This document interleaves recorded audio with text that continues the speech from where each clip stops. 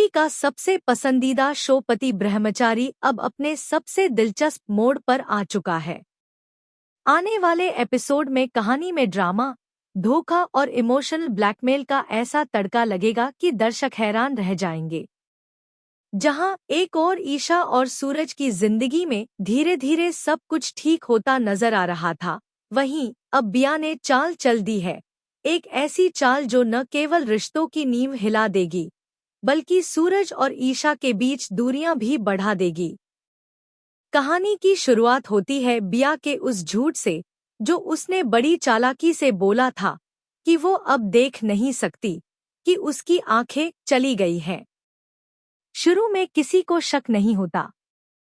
बिया का मासूम चेहरा, उसका टूटे हुए अंदाज में बोलना और बार बार अपने दर्द का जिक्र करना, सब कुछ इतना भावनात्मक लगता है कि सूरज और ईशा दोनों को यकीन हो जाता है कि बिया सचमुच अंधी हो चुकी है।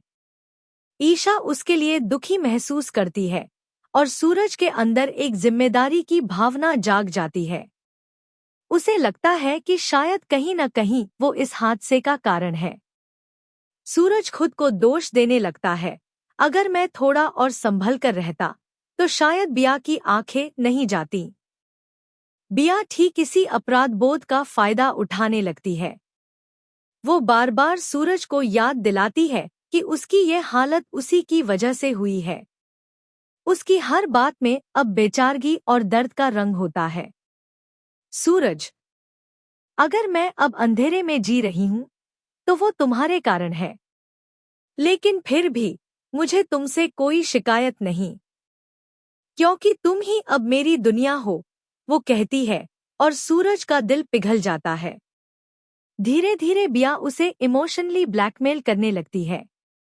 वो रोती है, टूटती है और खुद को बेसहारा दिखाती है। अब मेरा इस दुनिया में कोई नहीं है, सूरज। अगर तुमने मेरा साथ नहीं दिया तो मैं कैसे जीऊंगी?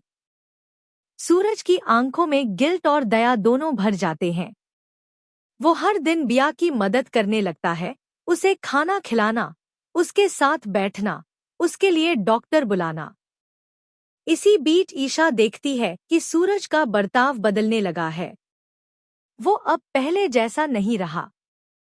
पहले जहां वो ईशा के साथ हर पल बिताता था, अब ज्यादातर वक्त बिया के आसपास होता है। ईशा को महसूस होने लगता है कि बिया कुछ ज्यादा ही बीमार बनने लगी है। सूरज चाहता है कि बिया की आंखों का ऑपरेशन हो ताकि उसकी रोशनी लौट आए। डॉक्टर से सलाह ली जाती है और घर में उम्मीद की किरण दिखाई देने लगती है। लेकिन बिया को तो अपनी अंधी होने की कहानी ही सबसे बड़ा हथियार लगता है। अगर उसकी आंखें ठीक हो गई तो उसका सारा खेल खत्म हो जाएगा। इसलिए वो बार बार ऑपरेशन से मना करती है।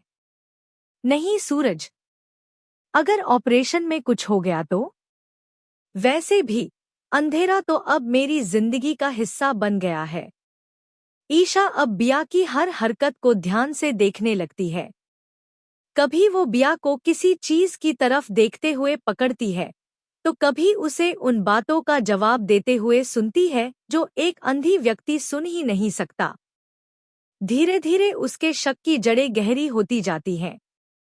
वो समझने लगती है कि बिया सिर्फ नाटक कर रही है। एक दिन ईशा जानबूझकर बिया के कमरे में कुछ गिरा देती है। बिया बिना किसी हिचकिचाहट के उस चीज को उठाती है और ईशा को पूरा यकीन हो जाता है कि बिया अंधी नहीं, बल्कि झूठी है। अब ईशा का खून खौल उठता है। वो सबके सामने बिया का असली चेहरा लाने का फैसला करती है। अगले दिन घर में सब मौजूद होते हैं। सूरज, डॉक्टर, दादी और बाकी सदस्य।